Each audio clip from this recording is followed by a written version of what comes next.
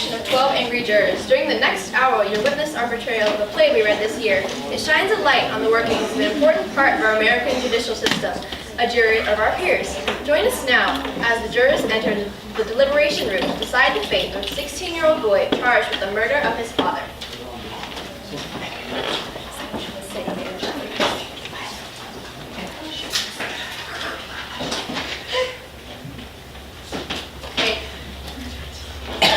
All right, let's move along, please, and talk to me. And that concludes the court's explanation of legal aspects of this case. And now, ladies and gentlemen of the jury, I come to my final instruction to you. Murder in the first degree, premeditated homicide, is the most serious charge tried in our criminal courts. You've listened to the testimony, and you've had the law read to you and interpreted as it applies to this case. It now becomes your duty to try and separate the facts from the fancy. One man is dead. The life of another is at stake. I urge you to deliberate honestly and thoughtfully. If there is a reasonable doubt, then you must bring me a verdict of not guilty. If, however, there is no reasonable doubt, then you must, in good conscience, find the accused guilty. However you decide, your verdict must be unanimous. In the event you find the accused guilty, the bench will not entertain a recommendation for mercy. The death sentence is mandatory in this case. I don't envy your job. You are faced with a grave responsibility. Thank you, ladies and gentlemen. All right, let's move along, ladies and gentlemen.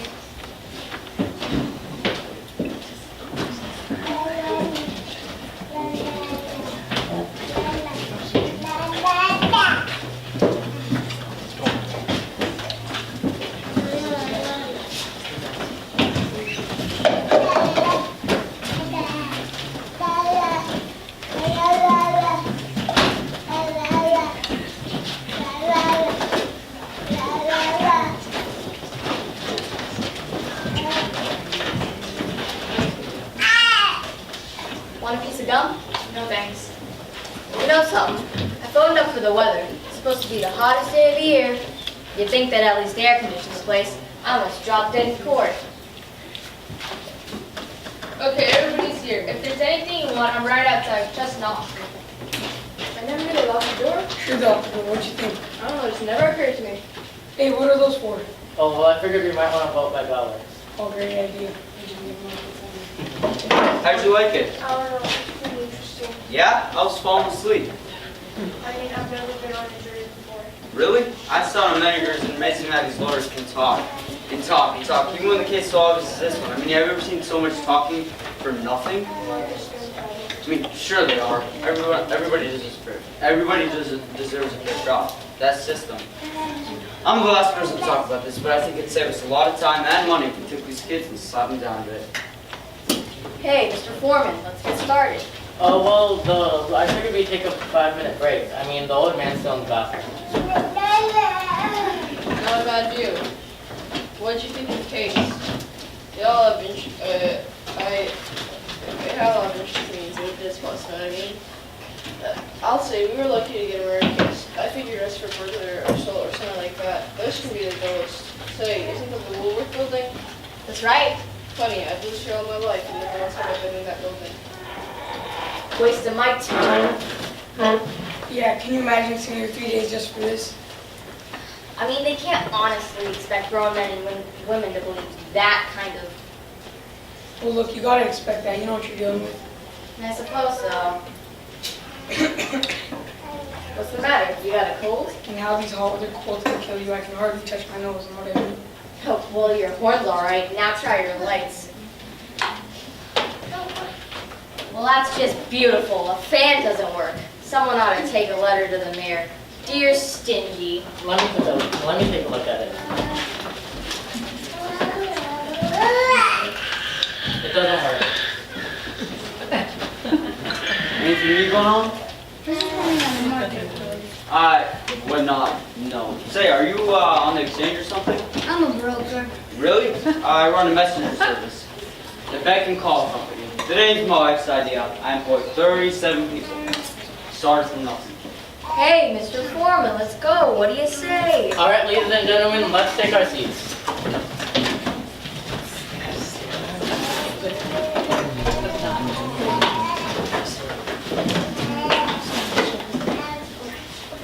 This better be quick. I got tickets to a ball game tonight. Yankees versus Cleveland. We got this new kid pitching. Modulus here, whatever his name is. Oh, he's a bull, this kid. A real Jack Handle. Quite the ball fan, aren't you? So, where do you want us to sit?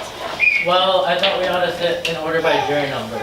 You know, 2, 3, 4, if that's okay with you.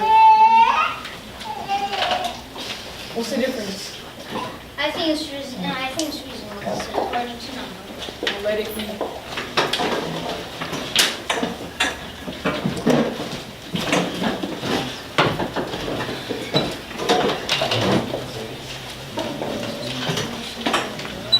What's your impression of prosecuting attorneys? I beg pardon? I thought it was very sharp. I mean, the way he hammered those points one by one, the electrical sequence, it takes a good brain to do that. I was very impressed. Yes, I think he did an exceptional job. I mean, he had a lot of drive too, real drive. Okay, let's get this show on the road. How about sitting down? Lady at the window. How about sitting down? Oh, I'm sorry. It's pretty tough to figure, isn't it? A kid kills his father and beating him just like that. Well, if you only figures. Poor figures, it's those people I'm telling you, they have their kids run wild up there. Well, maybe it serves them right, you know what I mean? Hey, you a Yankee fan? No, Milwaukee. Milwaukee? That's like being hit on the head with a crowbar once a day. Who they got, I'm asking ya? Who they got besides great groundskeepers? We'd like to get started. Oh, I'm sorry. Milwaukee? Okay, now you ladies and gentlemen can handle this any way you want to. I mean, I'm not going to have any rules or anything. We could discuss this a bit and then vote, or we can vote right now to see where we stand. Well, that's all I have to say. I think it's customary to do preliminary vote. Yeah, let's vote. Who knows, maybe we can all go home. Alright, we just remember, we have a first degree murder charge here. If we vote guilty, we must send the accused to the chair. That's mandatory. Pretty sure we all know that. Come on, let's vote. Let's see who's where. Alright, this has to be 12-0. All those voting guilty, raise your hands. 9, 10, 11. Okay, 11 for guilty. All those voting not guilty? 1. Right. That's 11-1 guilty. Now we know where we are. Boy, oh boy, there's always one. So, what do we do now?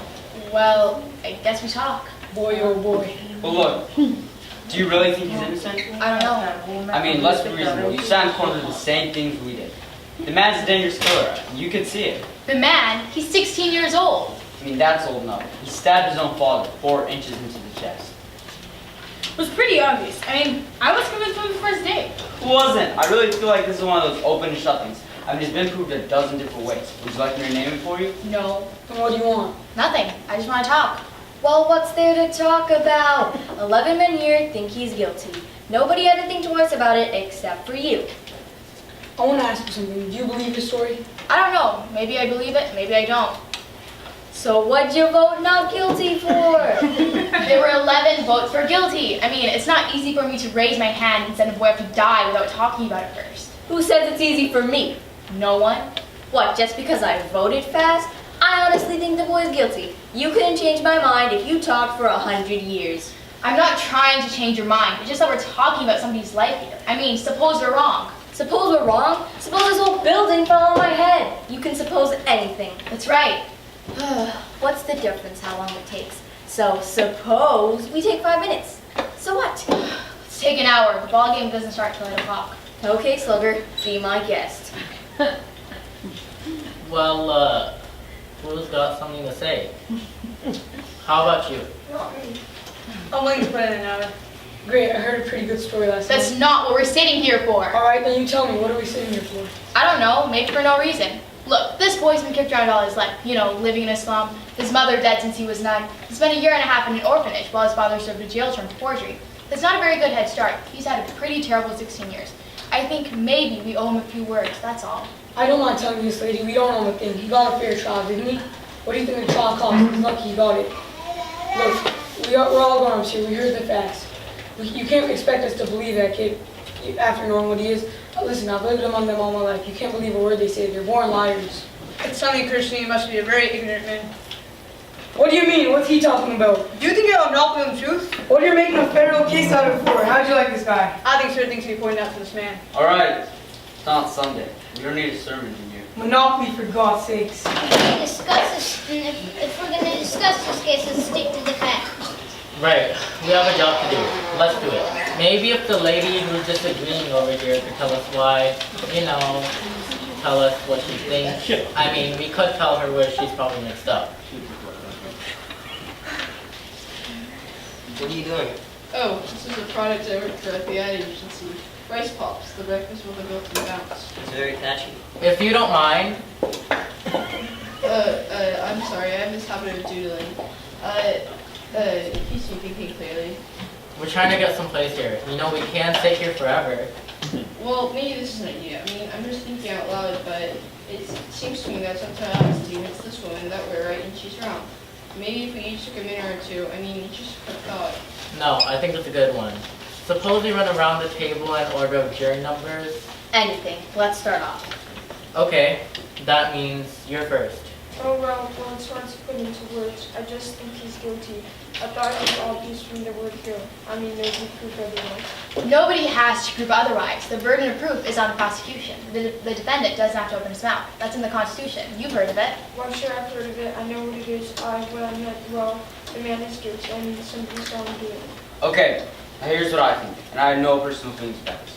I'm talking straight facts. Number one, let's take the old man who lives on the second floor right underneath the room where the murder is taking place. 10 minutes after 12, he hears loud screaming and shouting, what he thinks to be fighting. He then hears the phrase, I'm going to kill you. A second later, he hears a body drop. He immediately runs out of his house to see the man running out onto the stairs. He immediately calls the cops, and the cops find the father with a knife 4 inches into the chest. And the coroner fixed the time of the death at around midnight. Right, that's facts. You can't refute facts. Look, I'm as sentimental as anyone. I understand he's only, 16? But he has to pay for what he's done for. How about you, Pops? It was obvious to me anyway that the boy's entire story was flimsy. Filmed these at the movies during the time of the killing, and you 1 hour later you couldn't remember what films you saw or who played in them. That's right. That's absolutely right. He's right. No one saw him go in or out of the ceiling. Listen, what about the woman across the street? If her testimony doesn't prove it, then nothing does. That's right. She was the one who actually saw the killing. Hey, let's go in order here. Just a minute. Here's the woman who's lying in bed and is dying with the heat, know what I mean? Well, anyway, she looks out the window and sees the kid stick a knife into his father's chest. The time is 12:10 on the nose. Everything fits in. Listen, she's known the kid all his life. His window's right opposite of hers. She saw him do it. Through the windows of a passing elevated train. Right, this L train had no passengers on it. It was just being moved downtown. And they proved that now you can look through the windows of a passing L train and see what's going on the other side. They proved it. I'd like to ask you something. Sure. You don't believe the boy. How come you believe the woman? She's one of them too, isn't she? You're a pretty smart lady, aren't you? Hey, let's take it easy.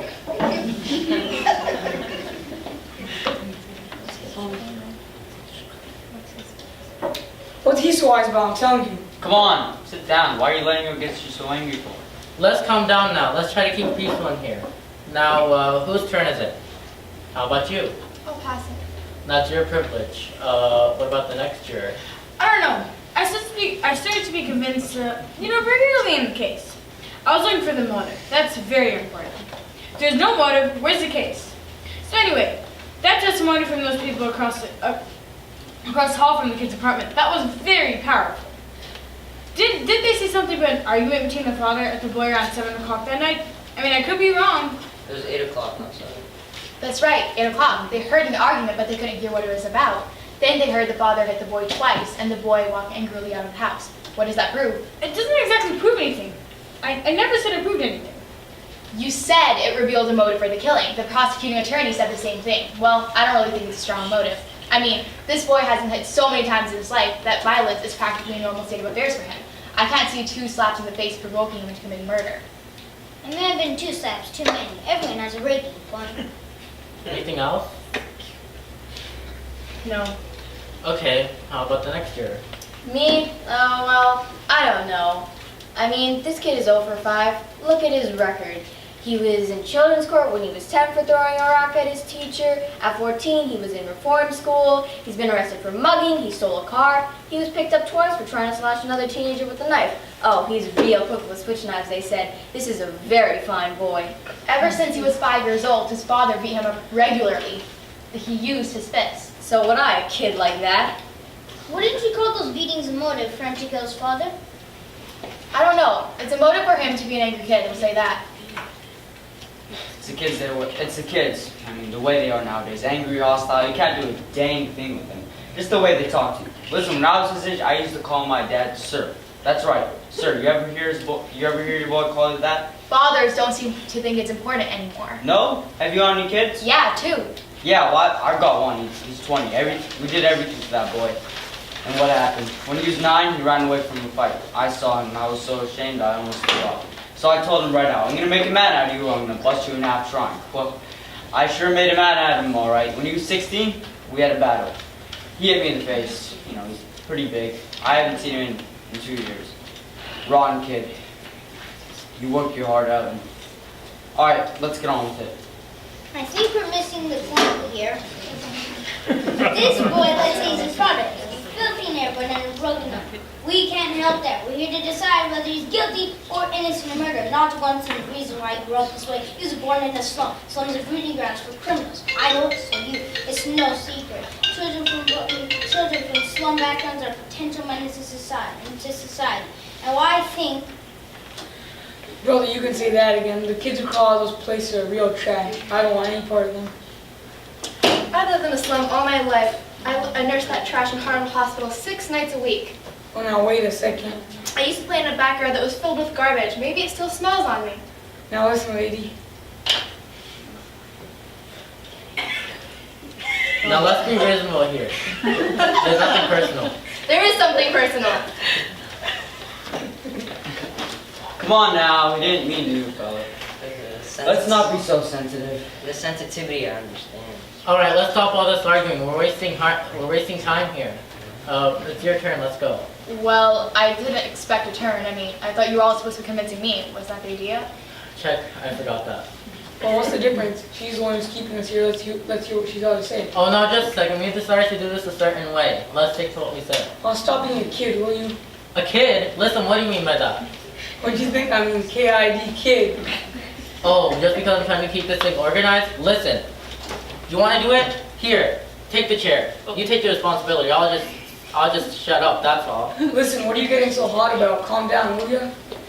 Oh, don't tell me to calm down. Here's the chair. You keep it running smooth and everything. Come on, let's see how great you'd run the show, Mr. Did Foreman. you ever see such a thing? Oh, you think it's funny or something? Take it easy, this whole thing's unimportant. Unimportant? You want to try it? No, you're doing a beautiful job. Nobody wants to change. Yeah, hang in there and pitch. All right, let's hear from somebody. Well, if you want me to tell you guys how I feel about it, so I don't care what you do. all right. I haven't got anything brilliant. I only know as much as you do. According to the testimony, the boy looks guilty. Maybe he is, maybe he isn't. I sat there in court for 3 days listening while the evidence built up. Everybody sounded so positive that I got a peculiar feeling about this case. I mean, nothing is that positive. I would have liked to ask questions. Maybe they would have mattered. You didn't hear it through the ceiling. The window's open for both of them. Doors. The voice came from another apartment. It's not easy to identify a voice, especially a shouting voice. He identified it in court. He picked the boy's voice out of 5 other voices blindfolded. Oh, please. That was just an ambitious district attorney trying to put on a show. I mean, look, the old man knows the boy's voice very well. They've lived in the same house for years now. But to identify it positively from the apartment downstairs, isn't it possible that he was wrong? I mean, maybe he thought the boy was upstairs and he automatically decided that the voice he heard was the boy's voice. I think it's a bit far-fetched.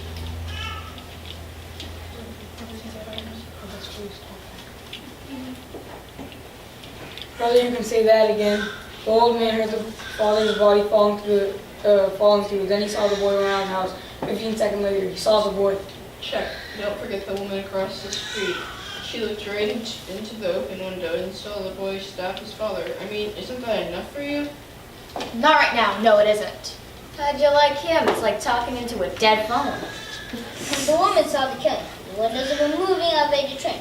The train had 6 cars, and she saw it through the windows of the last 2 cars. She remembered the most insignificant details. I don't see how you can argue with that.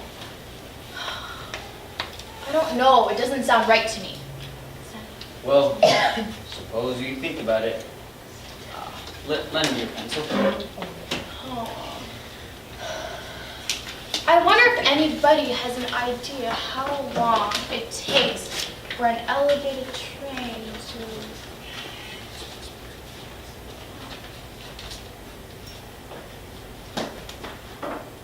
What are you doing?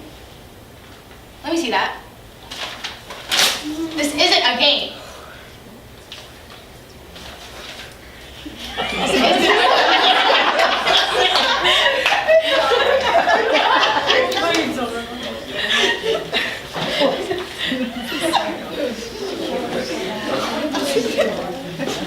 Who do you think you are? All right, take it easy. I've got a good mind. Oh wait, no. No, please, I don't want any fights in here. Did you see him or her? The nerve, the absolute nerve. All right, forget it. It's how important. You know what I mean? This isn't a game. Who does he think he's dealing with here? Come on now, it's all over. Let's calm down.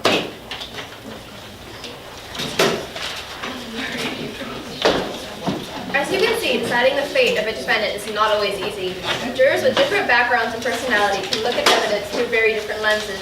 We now move to the end of our play. The jury is still deliberating. There has been much discussion and disagreement about key evidence and whether it's enough to convict the young man. We'll now rejoin the jury and see if they can come to a decision. You've heard enough. Sit down and don't open your filthy mouth again. It's very hard to keep personal prejudice out of things like this, and no matter where you run into it, prejudice always obscures the truth. Well, I don't think any real damage has been done here, because I don't really know what the answer is, or what the truth is. No one ever will, I suppose. I mean, 9 of us now seem to feel that the defendant is innocent, but we're just gambling on probabilities. We may be wrong, we may be right, we may be trying to turn a guilty man into the community. No one can really know, but we have a reasonable doubt, and this is a safeguard that's enormous value in our system.